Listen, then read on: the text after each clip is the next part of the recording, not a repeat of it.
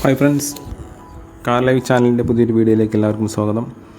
ഇത് 2010 model Innova V full option കാറാണ്. 2011 registration വാഹനമാണ്. 2 ലക്ഷം കിലോമീറ്ററാണ് ഈ വാഹനം ഓടിയിട്ടുള്ളത്.